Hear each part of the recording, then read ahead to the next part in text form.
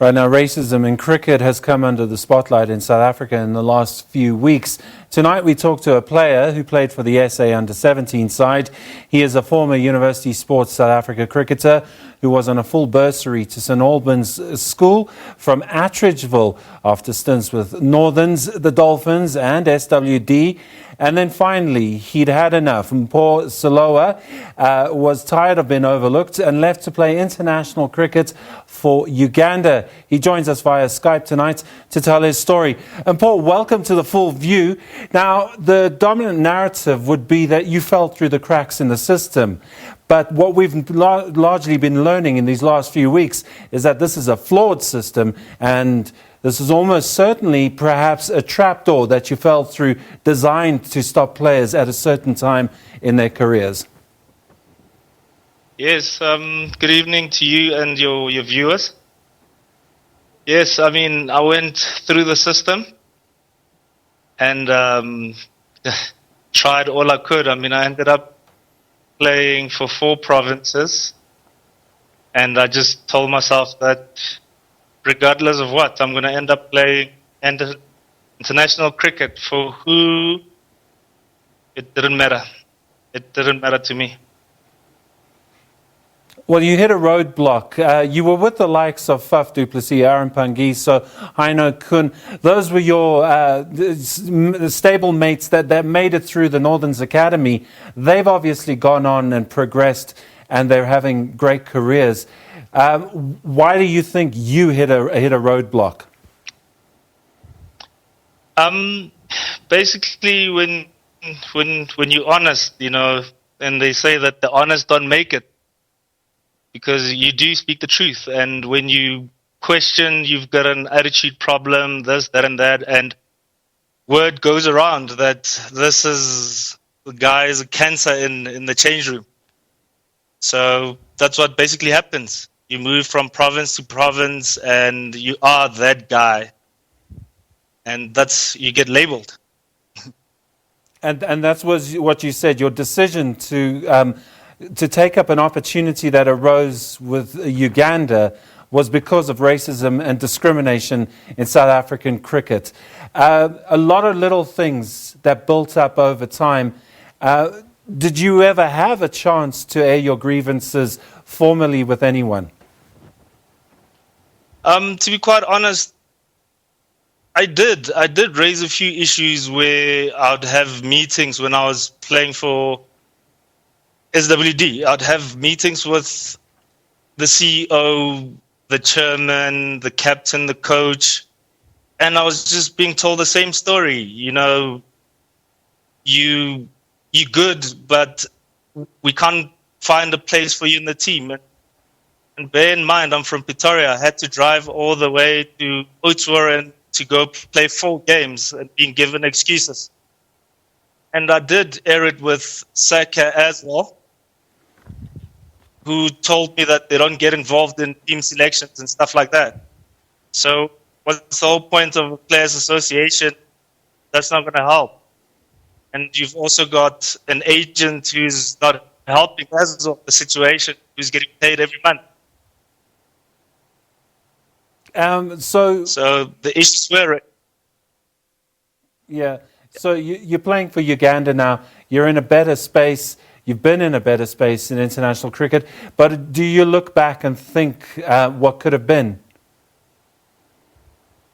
Obviously, I do, you know, look back and thought that I could have made a huge difference, even if it was the franchise. But I feel like if I had been given the opportunity and I'd been backed, I would have made it. And I look back at those, life would have been better. But honestly, I don't regret the decision I took in going to Uganda. I don't. I'd do it over again, to be quite honest. I would. So this isn't a case of sour grapes where you just weren't good enough to progress, because nothing in your career up until a certain point had told you that you weren't good enough to be where you are. And in fact, in Potchefstroom, you were having your wages garnished, to put it politely, in order that they could pay a few white players more. And you only found that out in passing, in social circumstances. And that's when you said you knew something was up. Yeah, this is not honestly a case of sour grapes. I've lost count of how many therapists I had to go see, just to get my mind right. In the process of, I thought of giving up, and I thought that, mental health was more important. And when it came to that incident in Northwest, and I found out that my salary was being shared amongst the white players, I was so disappointed. And there they were promising me a contract the next season. And I never heard from the coach ever again because I was in England. And that's when I came back and signed with SWD, only to walk into another brick wall. Well, you've started sharing your story.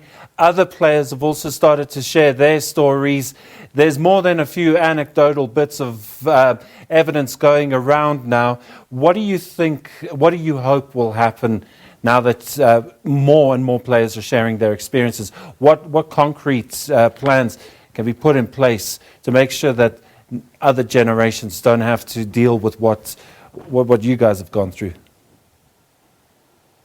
Well, here's what I'd like for anything to happen, really. I need all the people that were involved, that made sure that black people don't make it. They must be held accountable, to be quite honest. And they must come forward. I mean, there's no point in kneeling. What's the whole point of a PR stunt? There's no point. I want everyone to be held accountable, and we find ways on moving forward, because we don't want the next generation to be going through what we went through. Yes, so CSA need to come forward and hold everyone accountable. We can't have people in positions without qualifications. That's not on. Right, so we're talking about a systemic problem that's going to take more than probably a generation to get rid of, if at all.